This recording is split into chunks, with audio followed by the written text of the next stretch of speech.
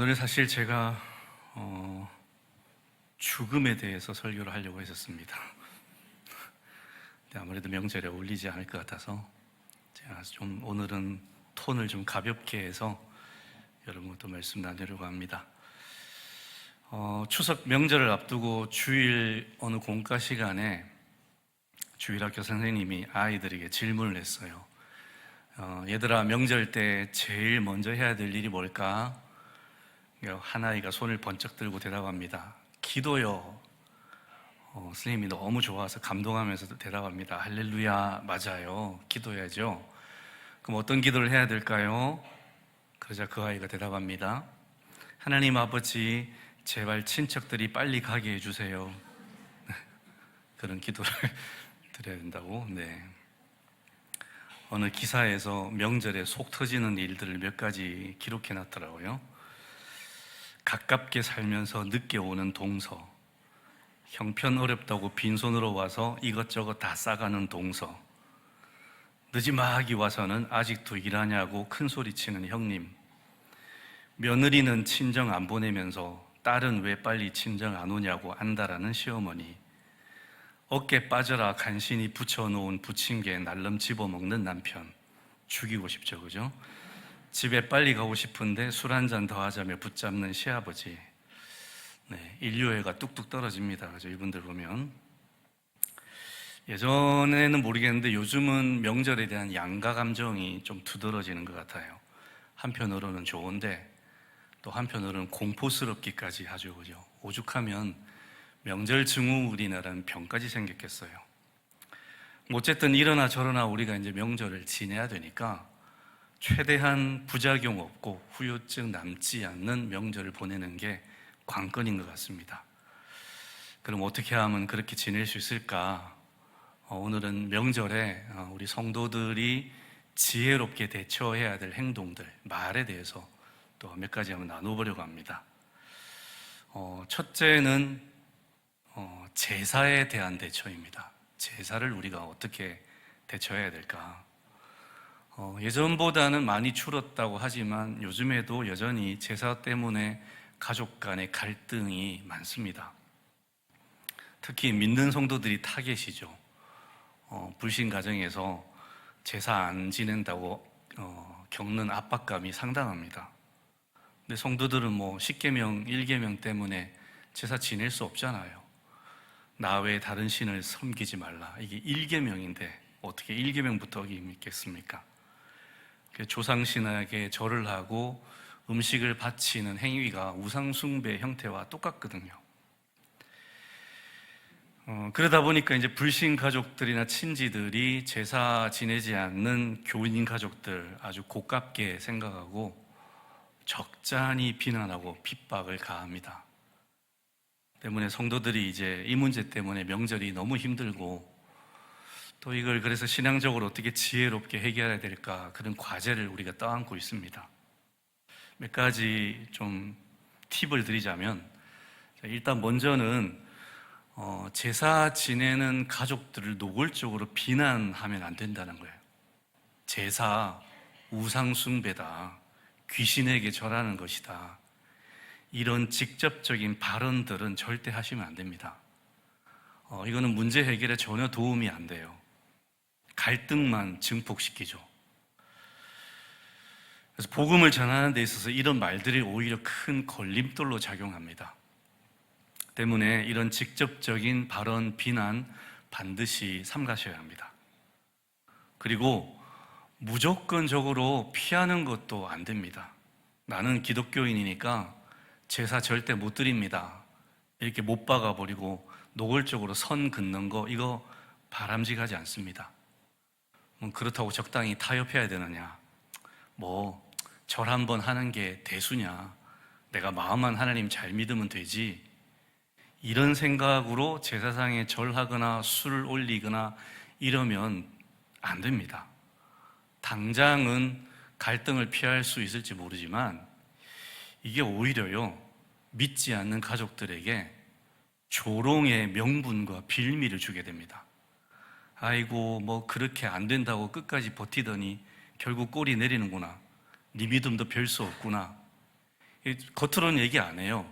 속으로 이런 생각을 하게 된다는 겁니다. 그래서 적당한 타협도 안 됩니다. 그러면 지혜로운 대처법이 뭘까? 먼저 부모님이나 어른들께 내가 신앙적인 이유로 제사를 드릴 수 없다라는 사실을 최대한 부드럽게 공손하게 설명드려야 됩니다. 날 세우지 마시고 정말 부드럽게 공손하게 설명드리는 게 첫 번째입니다. 자, 그런 다음에 나는 이제 말씀드렸으니까 쏙 빠져도 되겠지? 아닙니다. 그거 절대 그러시면 안 되고요. 오히려 제사 준비에 더 적극적으로 도움을 주셔야 됩니다. 그 음식 준비하고 설거지하고 청소하고 이런 뒷일들, 그런 일들에 최선을 다하는 모습을 보여야 됩니다. 이런 모습을 통해서 불신 가족들이나 친지들의 마음을 어느 정도 누그러뜨릴 수 있습니다. 그래서 이게 지혜로운 접근이에요. 자, 그리고 한 가지는 이제 기독교인들이 비록 제사는 드리지 않지만 우리도 나름대로 돌아가신 부모님 생각하면서 추모 예배도 드리고 또 가족들, 친지들을 위해서 열심히 복 받으라고 기도도 드린다. 이런 사실을 이제 어필을 할 수 있죠. 이런 대처를 통해서 이제 제사로 인한 갈등을 어느 정도 완화시킬 수가 있습니다. 완전히 없애지는 못하겠지만 완화가 되죠. 이런 진정성을 보여주면 세월이 좀 지나면 그분들도 인정을 해주게 되어 있습니다. 그래서 제사는 이런 식으로 접근하는 것이 좋겠다 하는 생각이 듭니다. 자, 두 번째, 말을 조심하셔야 됩니다. 명절 때 가족 간 갈등을 유발하는 요인들 순위가 있어요. 1등이 뭐냐? 가사노동 불균형. 공감하시죠? 그죠? 특히 여자분들 가면 막 하루 종일 전 부치고 막 설거지하고 음식 차리고 돌아서면 또 차리고 돌아서면 또 차리고 너무너무 힘들어요. 근데 주로 남자들이 뭐 하고 있습니까? 좀 속된 표현으로 처자빠져 있죠, 그죠? 리모컨 들고 있고 차려주는 음식이나 먹고 있고 손가락 까딱 안 하고 이게 이제 갈등의 요인이 되죠. 자, 2위가 의외인데요. 명절 용돈 때문에 빈정 상하는 게 2위래요. 누가 많이 줬니, 적게 줬니, 많이 준비했니, 적게 준비했니, 이거 비교하고 이런 것 때문에 빈정이 상하고, 그리고 재산 상속 문제로 인해서 큰 갈등이 벌어지는 거. 이게 이제 2위라 그래요. 3위가 이제 말입니다. 서로에게 상처 주는 말. 명절 때 우리 서로 간에 무심코 오가는 말 때문에 큰 불화가 생깁니다. 극단적인 경우에는요, 돌이킬 수 없는 사건, 사고가 일어날 수도 있어요. 다음날 뉴스에 나올 수 있어요. 그래서 말을 조심해야 됩니다. 그래서 가장 좋은 예방책이 뭐냐면 최대한 말을 아끼는 겁니다. 이게 가장 좋아요. 근데 불가피하게 대화를 하게 된다. 그러면 상대방에게 상처를 줄 만한 민감한 주제에 대해서는 절대 말을 하지 않는 것. 이게 좋습니다. 말하지 말아야 될 말에 대해서 몇 가지 좀 알려드릴게요. 자랑하지 마시기 바랍니다. 자식 자랑, 남편 자랑, 재산 자랑. 이거 다른 가족들과 비교하면서 은근히 자랑하는 분들이 있어요. 시기 갈등의 원인이 되죠. 이번에 우리 집에는 어느 대학 붙었는데 그 집에는 어떻게 됐어? 묻지 마세요, 제발 좀. 뭐하라고 묻습니까? 자랑하는 거잖아요, 이거. 걔가 정말 궁금해서 묻겠어요. 이번에 우리 신랑이 승진해서 연봉이 좀 올랐지 뭐야. 그래서 뭐 어쩌라고요. 내가 투자한 주식, 부동산이 지금 상한가 쳐서 차익이 쏠쏠해. 아무도 안 궁금해합니다. 집안에 한두 분들 꼭 이런 분들 계시죠? 설마 당사자십니까? 네. 저기 담양에 가면 대나무 숲이 있어요. 거기 가서 하세요. 큰 소리로. 네, 뒤탈 없는 최고의 방법입니다. 돈 없으면 제가 돈 드릴게요. 담양 가서 하세요. 자, 다음으로 다른 가족과 친지에 대한 부정적인 표현, 험담, 이 절대 금물입니다. 명절 분위기 완전 망치고요. 갈등 폭발하게 만듭니다. 은근히 꼬아요. 아유, 자기는 못 본 새 타이어 가게를 차렸네. 옆구리에 폐 타이어가 붙어 있네. 뭐 이런 얘기들. 결혼하더니 관리 안 하네. 뭐 형님 얼굴이 많이 상하셨네요. 남편 사업이 어렵다더니 속 많이 끓이셨나 봐요. 염장 지르는 거죠, 이거. 그죠? 동서원에는 명색이 명절인데 선물 너무 성의 없이 준비한 거 아니야? 아이고, 자기 집 애들 가정교육 좀 시켜야겠더라. 어른들한테 제대로 인사 안 하더라. 뜨끔하시죠, 그죠? 네, 이런 발언들 인화성 폭발물입니다. 터집니다. 이런 얘기 들으시면 어떻게 하셔야 될까요? 어떻게 하셔야 될까요? 맞받아 치지 마시고요. 주님의 십자가 고난을 생각하시면서 참으시기 바랍니다. 주님도 이 땅에 계시면서 억울한 얘기 엄청 많이 들으셨거든요. 여러분 성경 읽어보세요. 주님이 얼마나 욕 많이 먹으셨는지. 다 참으시잖아요. 맞받아 치지 마시고, 누군가가 이런 험담을 하면 거기 동조하거나 맞장구 치지 마시고 화제를 자연스럽게 다른 곳으로 돌리시는 게 현명합니다. 자, 그리고 절대 하지 말아야 될 발언, 정치적인 발언, 종교적인 발언 하지 마시기 바랍니다. 요즘 같이 정치 종교적으로 예민한 시기에 이런 발언은요 진짜 금물입니다. 가족들 모여 있을 때 뉴스 보지 마세요. 그냥 예능 프로그램 보세요. 드라마 보시든지. 뉴스에 계속 정치 뉴스잖아요. 그거 듣고 있다가 또 한바탕 파이팅 하지 마시고 아예 금지하시기 바랍니다. 입을 닫으시는 게 갈등 일으키지 않는데 최고 좋습니다. 하지 말아야 할 말들, 자랑, 험담, 이런 정치 발언들 하지 마시고요. 해야 될 말들, 칭찬, 격려, 감사 표현. 아유, 수고 많으셨습니다. 먼 길 내려오시느라 애쓰셨습니다. 음식 차리느라 고생 많으셨네요. 제가 태어나서 먹어본 명절 음식 중에 최고였습니다. 맛대가리 하나도 없더라도 이렇게 표현하셔야 됩니다. 최고였어요, 어머님. 아주 고생하셨습니다. 그리고 아까도 말씀드렸다시피 말을 많이 하기보다는 다른 가족들, 친지들의 말을 경청하세요. 존중하는 자세를 보여드리시기 바랍니다. 그래서 이번 명절에는 혀로 화를 불러드리지 마시고 정말 위로와 공감의 말로 서로 하나 되고 관계가 더 돈독해지시는 그런 명절 되시기를, 우리가 그렇게 좋은 분위기 메이커가 될 수 있기를 주님의 이름으로 축원합니다. 자, 세 번째는 행동을 조심해야 됩니다. 명절은 이제 분위기가 붕붕 뜨잖아요. 분위기에 휩쓸려서 이제 신앙인의 본분을 잊어버리고 경솔하고 무절제한 행동을 할 때가 많습니다. 굉장히 그러기 쉬워요. 그래서 이제 조심하셔야 됩니다. 절제하시고 이럴 때일수록. 우리 몸은 하나님의 성전입니다. 주일에만 아니고 명절에도 하나님의 성전입니다. 성전 관리 잘 하셔야 됩니다. 뭐 하면 안 될까요? 과식하시면 안 됩니다. 성전 관리 잘 하시고요. 과식하시면 안 되고, 과음 더더욱 안 됩니다. 과음 뭐 하시는 분들 안 계시겠지만 혹시라도 이게 불신 가족이나 친지에게 전혀 덕이 안 됩니다. 한 잔에 뭐 요즘 기독교인들 다 마시잖아. 그래서 올려서 그냥 한 잔 할 수 있죠. 근데요, 그렇게 하면 분위기 좋아 보이죠. 근데 속으로 이런 얘기를 해요. 야, 얘 봐라, 기독교인이라면서 술 마시네. 저래도 되나? 겉으로는 얘기 안 해요. 분위기 좋은 척하죠. 근데 속으로는 이런 얘기를 한다는 겁니다. 그래서 우리가 절대 한 잔에 뭐 이런 분위기 휩쓸려서 그렇게 하시면요, 결과가 안 좋습니다. 그래서 안 하시는 게 좋고요.